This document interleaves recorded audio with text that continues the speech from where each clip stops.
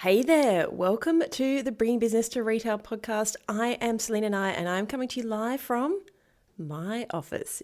Welcome to the Bringing Business to Retail podcast, where I, Selena Nye, share strategies, interview retail revolutionaries, and delve into the minds of e-commerce experts to help you grow a profitable, independent retail or e-commerce business.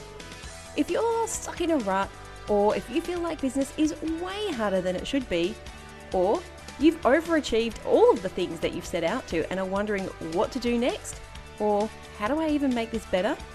I know that you're going to love today's episode. If you're stuck in a rut, feel like business is way harder than it should be, or you've achieved all of the things that you set out to and are wondering what next, or how do I even make this better? Then I know that you're going to love today's episode.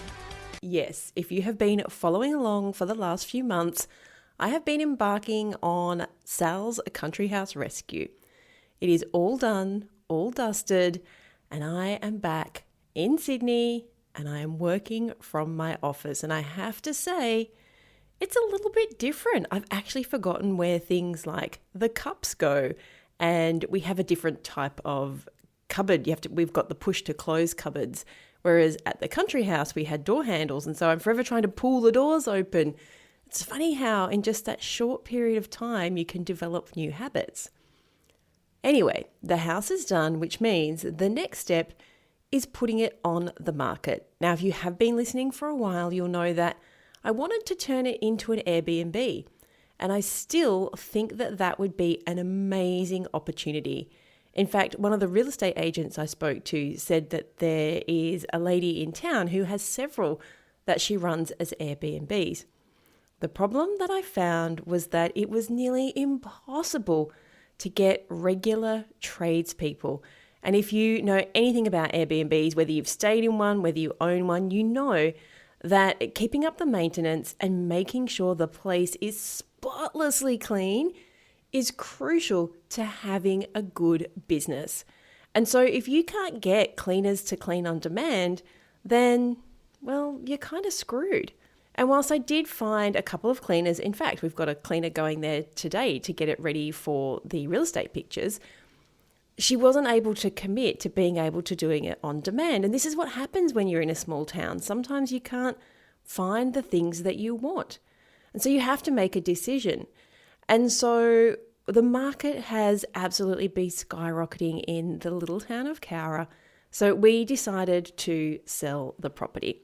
So the property goes on the market this weekend. Now, the funny thing is, before the property went on the market, I saw people in the local Facebook group asking if there were any houses going up for sale, because there's only a limited number of stock, and so supply and demand drive pricing, which is why the pricing has gone so high. So I've been in communication with a lady who might want to buy the house. She's not being as committed as she has been at pestering me for pictures of the house all the way along. Anyway, the real estate is organising for the photos to be taken, and I have been very particular about the style of photography I want. I want think real estate agent pictures, cross Instagram pictures. And I've sent him examples for the photographer. I've made sure that the photographer can do exactly what I want. Fingers crossed it all works out, because selling is an experience. Buying is an experience, but selling is also an experience. And we forget sometimes that we have to sell to stay in business. I mean, there is no business that operates without having to sell something. Whether it's products, whether it's services, even not-for-profits have to sell what they do in order to get people to donate. And so if you've gone into business, you have to be able to sell, and you have to be comfortable with selling what it is that you've got for your customers. But sometimes selling can feel really icky. In fact, probably the number one thing that we hear people say when they hit the sales pillar inside of Scale Your Store is, I'm not a very good salesperson, or I hate having to sell. Well, reality check, What did you think was going to happen when you opened a retail or e-commerce business? You were going to have to sell. Now, just like my country house is not going to be for every single buyer, it's a very particular style. It's a 1920s house that has been fully renovated, but some people don't want that. Some people want a full brick house, or they want a 2-story house. It's okay for people to not want what you're selling. There's no point trying to flog a dead horse. So, selling is easy when you find the right product for the right customer. In fact, so many times the product will just sell itself. But if you struggle with sales, if you feel icky when you're trying to get your customers to buy your product, then you're going to love today's episode. Diane Helbig helps business owners to create strategies that work. In fact, they're so good, she wrote a book called Succeed Without Selling. And in today's episode, she's going to give you some great tips on how to do exactly that. Succeed without selling. So let's jump in to today's episode. Hey there. Thanks so much for listening to the Bring Business to Retail podcast. Today we have on the show Diane Helbig. And Diane is going to share with you some top tips on how to stop selling. Yes, believe it or not, you know I love to sell. And I know that sometimes sales can feel a little bit icky. So if you ever get that feeling where, why did I go into this sales business after all? Diane is going to give you some key tips and tricks to get rid of that icky feeling. So welcome to the show, Diane. Oh, thanks so much for having me, Selena. Now tell me, how did you get into sales? Let's call it sales training, for want of a better word. Well, I had been a salesperson for a number of years in different companies, and events, life events happened, and I decided to just go off on my own. And I chose sales training because so many salespeople struggle with selling. Yes. And it drove me crazy watching them behave in ways that weren't working for them, creating bad customer experiences instead of good ones. And I just thought, if I can change, if I can affect change in even one business, then it's worth it. So how did you learn some of the stuff that you're going to share with us today? Was it just through trial and error? Did you go and do courses and programs? Was it stuff that you put into action yourself and just went, oh, why are more people not doing this?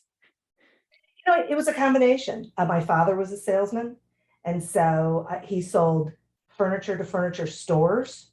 So I was able to watch him do that and see how he interacted with his customers. And then I was told I had to go into sales for the company that I worked for. So after arguing about it for a year, I gave in and I took the Dale Carnegie sales training course because I wanted that. What's that first question? What's that first way of communicating to get that conversation started? And then when I went into sales, I realized that this was comfortable. This felt good. It made sense for me. It worked. And it built a lot of trust and a lot of referral, more people coming in, because I wasn't really focused on selling. I was focused on solving. So how did you, well, before we jump into the how, why did it take you 12 months? Why did you feel like getting into sales was going to be like a kind of job? You'd think that I would have jumped right into it because my dad was a salesman and he was good at it, because it had that feeling of, oh no, I don't want to have to ask people for their money. I don't want to have to be that person who's pushy and, sleazy and all those, like a used car salesman, all those things that we have in our head that salespeople are like. I didn't want to be that person. I didn't want to do that. And so I just thought, boy, if I can avoid this, I'm doing it, but I couldn't. So I have a question for you. I don't know if I've ever asked this question before, but that sales, I guess, persona is very much what's quite often portrayed in movies and, in TV, social media. We talk about, being the sleazy used car salesman. Have you found in your experience of all your years of shopping, people who actually act like that on a regular basis? Or is it the complete opposite? For the most part, salespeople are just not even there. Oh, it's both.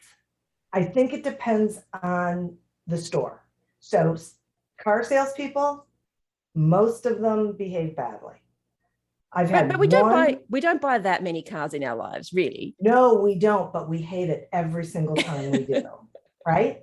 Which is why CarMax, this buy it and we'll bring it to you is such a big deal because, you say to people, okay, you're not going to have to deal with a salesperson. Great. And with the internet, we can do a lot of shopping. We can find out. I mean, I don't know how somebody buys a car without driving it, but a lot of people are doing it. So that was the answer to the really bad salesperson. When it comes to like retail locations, a lot of times they're not even there.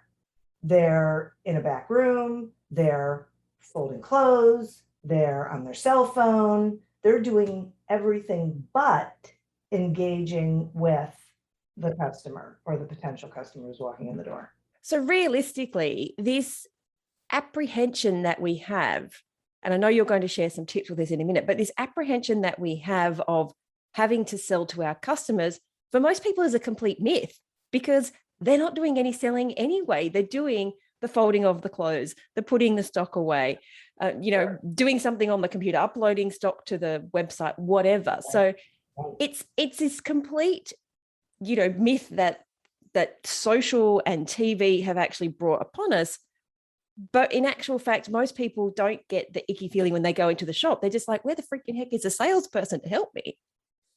That is so true. That is absolutely. I wonder though, because I remember in the past when you couldn't walk into a store without feeling like sharks were attacking. Once upon a time, I don't feel like that's the case anymore. I know I don't either. When I was younger and you walked into a department store, there was always a greeter on the door and you generally walked in through like the perfume counter and there are people trying to spray you. But all in all, they weren't asking for your money, I guess. But it's like just having this conversation with you, I was thinking, I don't know that many times in my life when I've actually felt like I've had that sleazy salesperson experience. Maybe electronic goods, but hey, we all buy those online now as well. So right. So I wonder, that feels to me like a lot of people have gone to the extreme on the other opposite side. Yes. Totally avoiding any sort of engagement because they don't want to be that person. But you have to be communicating and engaging and building a relationship with your customer if you want them to buy and you want them to come back. Exactly.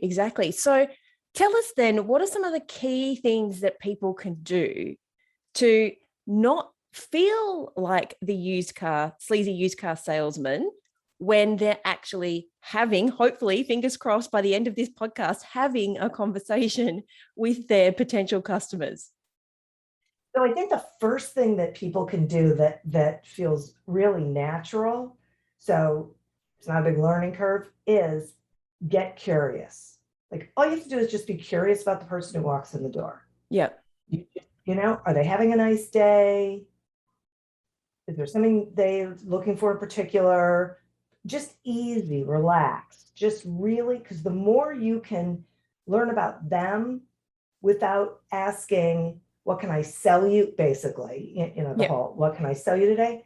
The more comfortable they're going to be. And that's the point. If they're comfortable in your place, they're going to ask questions of you. They're going to be more willing to look at more things, right? They're not going to push you aside and say, I'll call you when I need you, because they feel like you're helping them, not trying to sell them something. So I'm sure that you've experienced what I experienced most, not that I've been to many shops lately because of COVID and lockdown, but once upon a time when we could go shopping, you walk into a store and there's a greeter on the door that says, hi, how are you? Now they could say, do you have a pink elephant? And you would probably say, I'm fine, thanks, because there's no genuine connection. So how do we get So starting at that first point when people are walking in the door and you're saying build that connection, how can we do that in a way that isn't, hi, how are you today? Yeah, so I think we have to be, I want to say enthusiastic, but enthusiastic is a dangerous word, because if you're too enthusiastic, then no one wants to be around you. But I like what I usually say to people is, what do you want to know about someone outside of why they walked in? Like, what is something you would ask someone you hadn't seen in a while, right? If you can look them in the eye with a smile on your face, maybe even reach your hand out, even though now we're not doing maybe elbow bump or something, right? Because there's a lot of things we're not doing that we used to do that were natural. And just say, welcome. I'm so glad you're here. That's appreciation. Yeah. And everyone feels good about that. Even if you just say that, they're so different to, hi, how are you today? Or welcome to the store. I find that when someone says something different, you usually get 3 or 4 steps in and then you realize, and then you turn around and you go, oh. Right. And it changes the customer's perspective, right? Mm-hmm. Which is really what you're looking for. Yeah. Because think about it. You have to put yourself in their place. They're walking in. What's their anticipation? Mm-hmm. Their anticipation is going to be one of 2 things, that you're going to come at them or that you're going to avoid them. So how do you make it different? How do you break through that? It's by saying something different, asking a different question, just being in a whole different physical being, right? Body language has a lot to do with it. Maybe you hand them something that's not a sale flyer, right? Do you know anywhere that does this well? Like, do you have any stores that you go to and every time you walk in, you actually are excited about going there? Boy, that's a good question, because I haven't been in a store in so long. Let's see. Well, I'll tell you, interestingly, and this is, I don't know if this is everywhere, but the Walgreens in my neighborhood, mm-hmm. Every time I walk in, the gal no matter where she is in the store, she says, hi, John. How you doing today? Welcome. It's just hun. I mean, she doesn't know me, but she sees me all the time in the store, right? Yep. And that's just nice. I feel like she does know who I am, because I do come in there a lot. She's not treating me just like that. And it must be her tone, it must be the way that she does it. Mm-hmm. So that's very friendly and inviting. I'm trying to think of, just the fact that you got greeted by somebody who wasn't at the door. I know that in our stores, that was like one of the top things we always drilled into our people is, even if you happen to be on the phone, you have to like smile and wave and, put your finger up and say, I'll just be a moment, just that acknowledgement of, yes. I see you. Yes, right. You matter. Yeah. I'm so glad you're here. Yes. Yep. Right? I haven't been to America for a few years now, but I always loved going into anthropology stores. One, because I love their stuff, which is hilarious because most of it doesn't fit me because I'm not the right shape, but I can still go in there and look at homewares and dream about beautiful things. But I always found that the staff there were the stores I went to were always really attentive. It was not, hi, how are you today? It was, is there a specific color that you're looking for today? Or just questions that weren't the usual questions that I always, as the marketer, you're forever going, oh, good training. Yeah. Unfortunately, I think it's getting worse instead of better. I think, because I can think of a lot of experiences in different sorts of stores that have really just left me feeling totally detached from the store. With COVID, interestingly, the stores that have figured out how to engage virtually are the ones that I feel like I want to go back to. So we have a woman, a candy store here. She makes the candy. She's been doing it for years. It's very good. My husband loves it. And they have made shopping there through this whole pandemic so easy and delightful that it's my first go-to. And there's others around here. So they're not the only one. They're in the little town I live in, there's probably at least 3. She's the one I always go to because it's easy, they're pleasant, they're sort of enjoying this weird, like they set up this piece of wood across the doorway so you can't even get in, but man, are they filling orders. Just, they're bringing it out to your car. They're doing anything they can to make it a better experience. So it's, because that's sort of inconvenient. Yeah. Right now, but you don't feel like it's inconvenient there. Isn't that funny that you've just said something that I teach, but something that a lot of people really struggle when they are in retail and e-commerce, which is when you sell something to someone, you're actually making them happy. For most, 95% of the time, they're buying something to make themselves feel better. There's a few circumstances where that may not be the case, but generally, people are seeking you out to buy something to make them feel good or to make themselves look good or to actually give themselves an experience. And when you decide as the salesperson that they shouldn't spend their money on whatever it is you're selling, you're devaluing what that experience is for them. And I don't think we have a right to do that. I don't either. I know. And I'll tell you something else so I went into a furniture store a couple of years ago and I knew exactly what I wanted. I had seen it on the website. I wanted it. I walked in, a woman came up and she said, "Is there something in particular you're looking for today?" I said, "Yep, there is.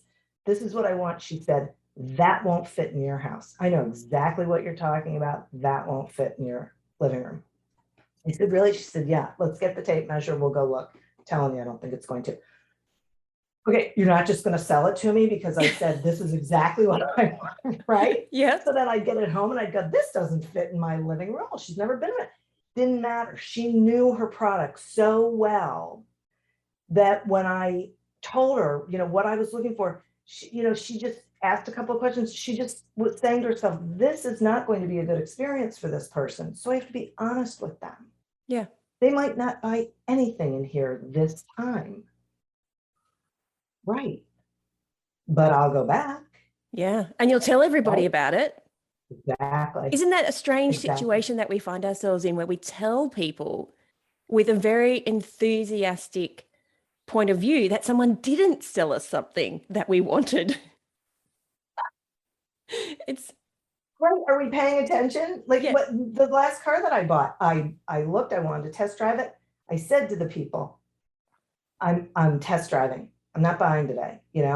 I'm looking at different kinds of cars and whatever.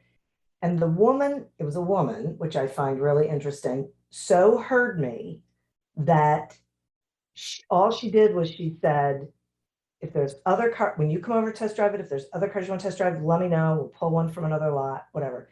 And we drove the car and we were so busy talking about children. So there was a connection that I went home and I said to my husband, "Okay, now you need to go with me so we can actually test drive the car." I enjoyed the car, but I wasn't really paying attention because it was so, and she didn't do any of, like, she heard me, she heard what I was looking for, she learned who I was, it didn't, how many times have you gone to someplace and you've said, "This is what I want," and they've tried to sell you something else? Okay, no. Or if they do, it's because it's in their best interest. Maybe they get a higher commission, and so the two situations are the same in that you're getting sold something you didn't think you wanted, but one is in your best interest and one is in their best interest, and that's a very different experience. Yes, completely different. That's exactly right. And right. So is that one of the things that you teach people is to, well, first of all, to have that conversation, but to not sell? Absolutely. Absolutely. My viewpoint is that you can't sell anything to anybody, but that your job is really to learn as much as you can. And so that you can identify, am I the best resource, right? Do we have what that potential customer needs? Mm-hmm. And do I actually want to start a relationship with that potential customer? Because some potential customers are not pleasant. And they're not worth it. They're not worth the effort. Right. But how do you know? You don't know. If you're so focused on selling, then you're not helping them feel good. You're not helping them solve that problem. And you're not helping them feel like this is the place that they can go to get the answers that they need and want, right? Mm-hmm. There's a lot of stores out there. There's a lot of competition. Do you have questions? Feel connected. Do you have questions that you teach people? Like, what are a couple of things that people can have in their arsenal of, you know what, I don't know what to say in this situation, because everybody is different. Body language is different. The way people, some people come into the buying experience really angry or frustrated. Maybe they don't have an awful lot of time, or they've spent a lot of time looking for something and they can't find it. And then you've got the people who are just browsing and people who are really enthusiastic about buying. So they run that whole gamut. How do you, what are some questions you can have up your sleeve to start listening more and to stop selling and I guess build that communication as well? Yeah, I think it's a great question. So if we think about being curious, then we think about what we don't know. We don't know if they're shopping for something in particular. We don't know if it's for someone else. Is it a gift? Is it for an occasion? Is it a gift for an occasion, right? I mean, so there's so many things we don't know that we can find out.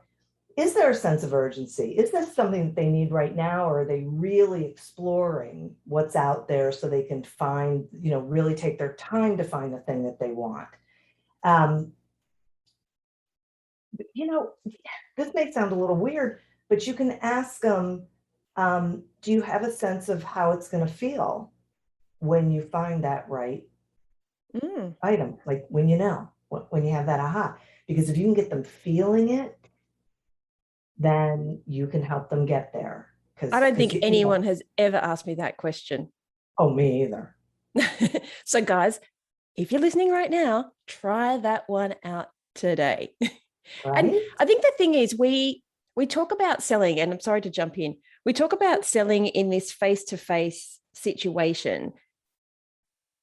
But realistically, we have to be able to sell when we're not there as well. So whether it's through a website, whether it's through your social media, whether it's through something like online chat, are there ways to build this same connection to ask them how they're going to feel if you can't see the person?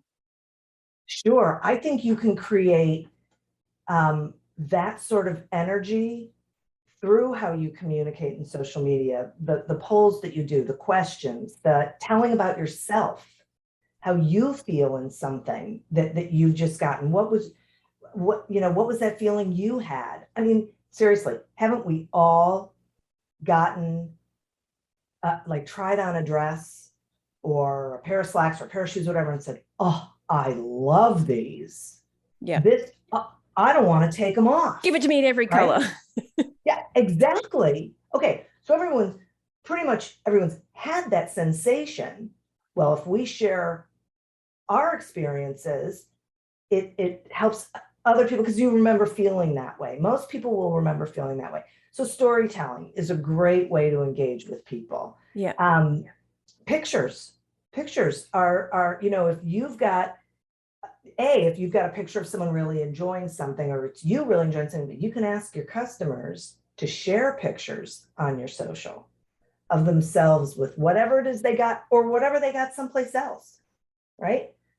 A great experience.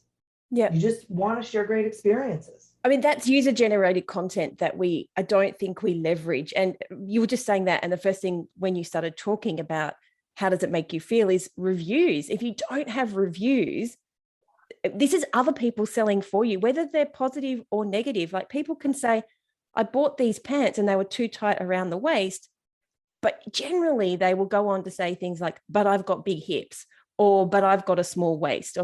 So they're selling the product for you when you aren't you can't be there. You have this, right. and that concept of using the customer's images and what they're saying in your social media, even on your product pages, in conversation. Like if you have got a store saying, if you go to our website, 9 out of 10 people say that the fit on this is XYZ, or that the stretch is really good. Like, you're not making it up. People can go and find that information. And so I hadn't really thought about it until you mentioned it there, but I don't think we ever, well, we probably don't consciously think of things like reviews and people posting on our social media as our salespeople, but we really need to be doing that. We really need to be doing it. And one of the things you can do when you have a customer who buys something and they come back into the store, ask them how it is. We never do that, right? No. We're so on to the next thing that we're going to sell them. But aren't you curious how those pants worked out? Aren't you curious how that event went? Yeah.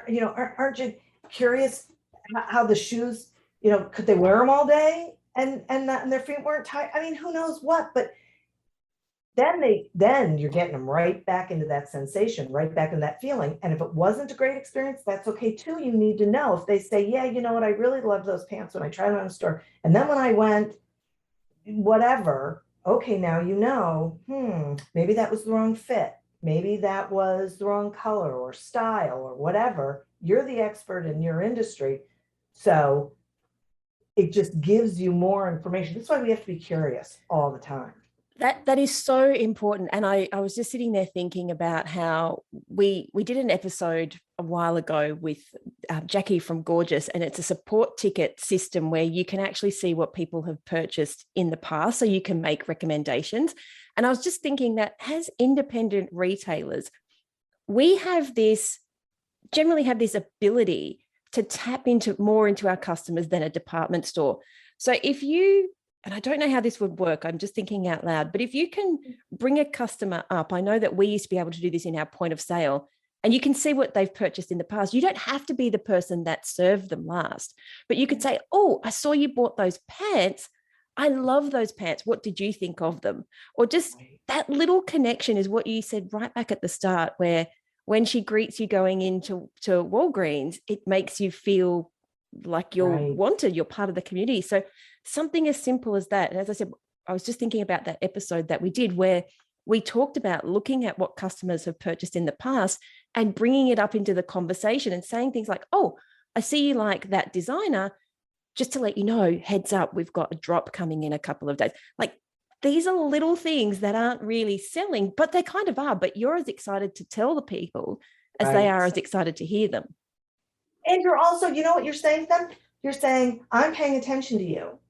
I'm paying attention to the designers that you like, the colors, the style. I'm paying attention to all those things because I want to make sure that I'm continuing to help you, to serve you, right? Sales is about service. So, as you were talking about that, I was thinking, boy, would I love it if there was a store that I went into and they called me and said, hey, I know you like Anne Klein, and guess what? We just got a whole shipment of Anne Klein, so I just wanted you to know if you're in the area, you might want to pop in and take a look at what's here.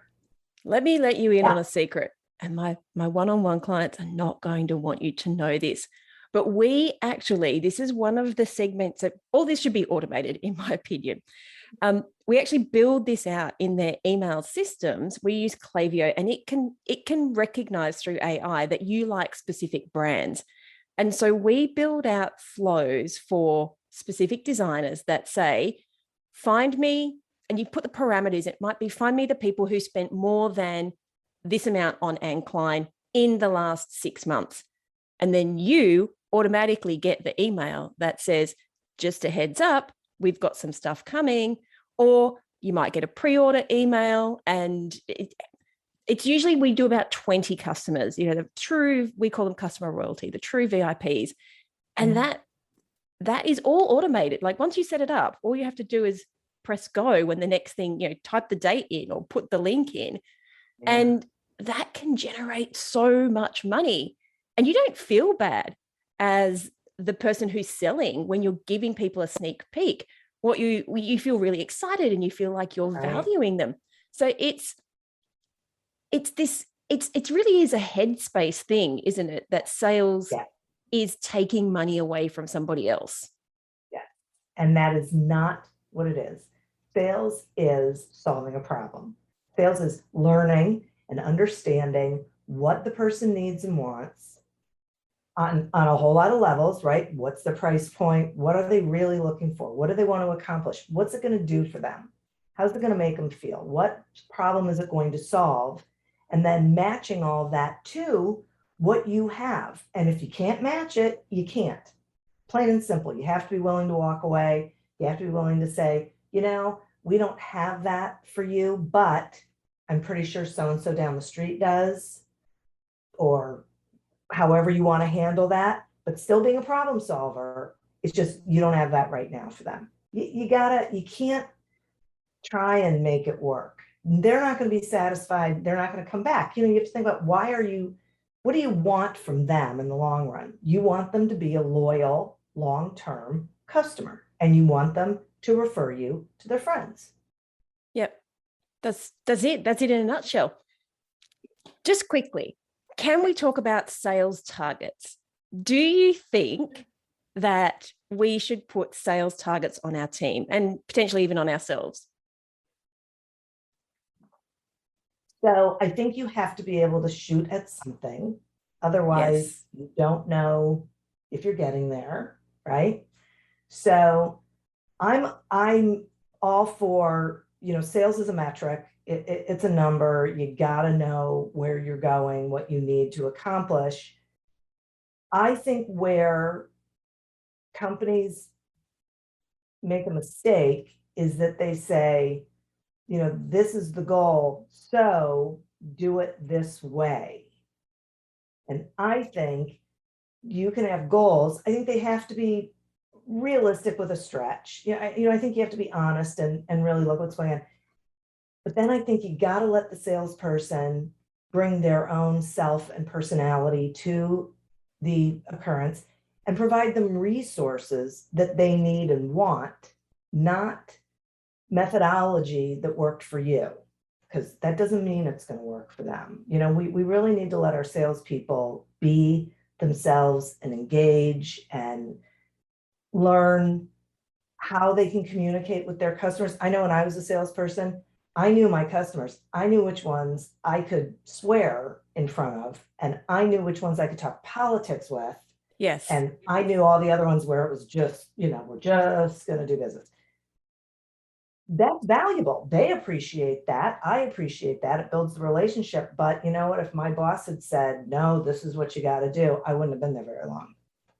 Yeah. Isn't that interesting? I was never taught sales, but I spent a very long time, I guess, in a customer service role. I was a tree preservation officer.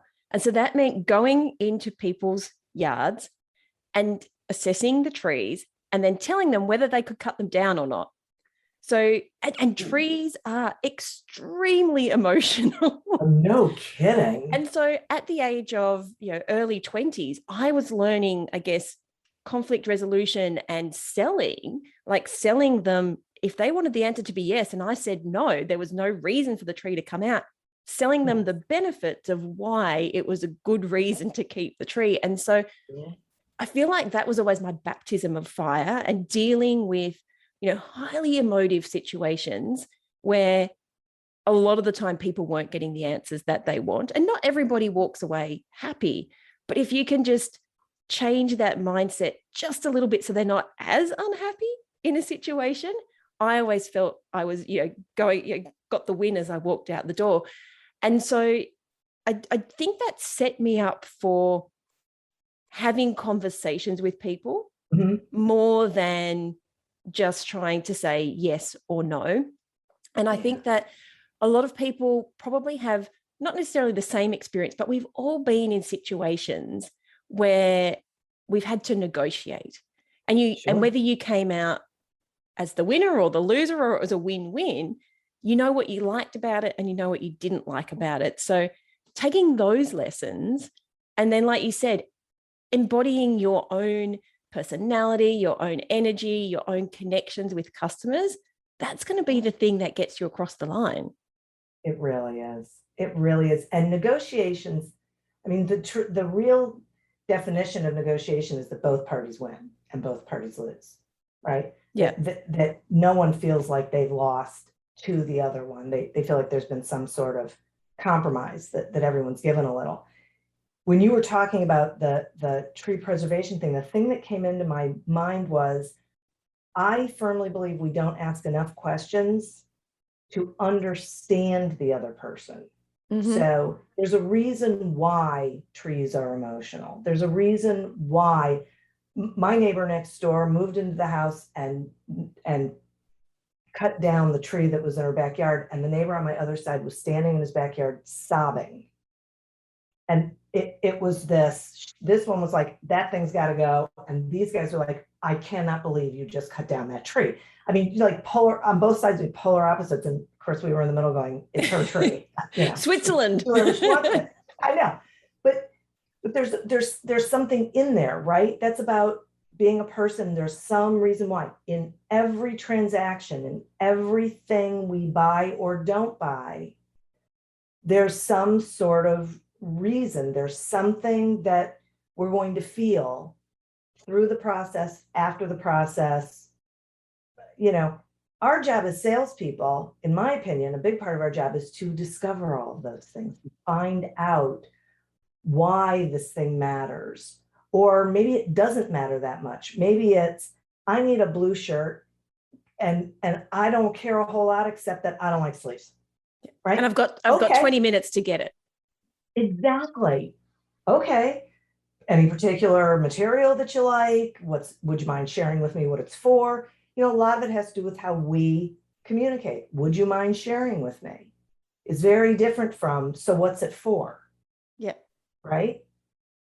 First one, very respectful, asking permission. Second one, just, you know, let's cut to the chase. The customer can cut to the chase. We don't necessarily want to be the person who's doing that unless they say to us, just give it. Yeah. And that's reading the customer, isn't it? That's reading the situation and being mindful of and respectful of why the person is there. Right. Right. You can't say, oh, I get it that you want a blue shirt, but let me just show you these new green shirts that just came in.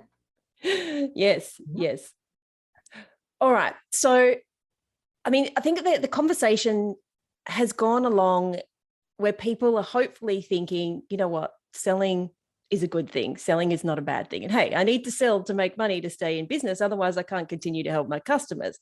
So if people could walk away, if you felt like your win was somebody walking away after this conversation and creating an environment where the customer is happy and they're happy taking their money, what would be the one thing that you would say that they should do, like today? Listen to this podcast and go and do it. Stop selling. Stop selling. Just stop. But don't use that as an out, because a lot of people will say, but Diane said I don't need to sell. Okay, you're so right. So I'm going to flip that around. I'm going to say, get really excited about learning. Get really excited about being curious. And remember why you started this business in the first place. Why are you selling this stuff? There's a reason. Right? You there's something you feel about it. You think that you want other people to feel about it. Yeah, right. That get sort of go into that. I want to know why this person is here. Why did they walk in the door? Are they just looking around? Have they never been here before? Would they like to learn about it? Would they not like to learn about it? But I'm glad they're here. They could walk in, turn around and walk out, but I'm glad they came in because it's one more set of eyes on my place. I think if people walk away from this with a different perspective on how they are approaching the people who are walking into their establishment, I think they'll be happier, they'll find it flows better, and they'll notice a change in their customers and how they interact with them. Love that. If people are thinking, you know what, Diane, just help me do this, where can they connect with you? I think going to my website's probably the easiest, helbigenterprises.com, because they can find everything there, and they can sign up for a 30-minute complimentary phone consultation where we can really talk about whatever they're struggling with specifically. Yep. Love it. And to me, it's the most important part is just the mindset, like getting into the right headspace. And I think that you are probably a great person to help people do that if they're struggling. Oh, thank you. I love doing it. So awesome. Well, thank you so much for sharing all of that with us today.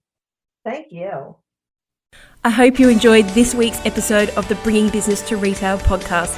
You can find all of the show notes over at selinaknight.com. If you found something that you heard today particularly useful, I'd love it if you could leave me a review on iTunes or Stitcher. And of course, feel free to share this episode with someone that you think could benefit by listening to it. Want more retail biz strategies? You can watch the Bringing Business to Retail TV show, where each week I'll answer a question or provide you with a simple, actionable retail biz strategy that you can implement in your business right away. If you have a question or a guest, I'd love to hear from you. Drop my team an email at podcast@selinaknight.com, and I'll see you on the next episode. Have a great week.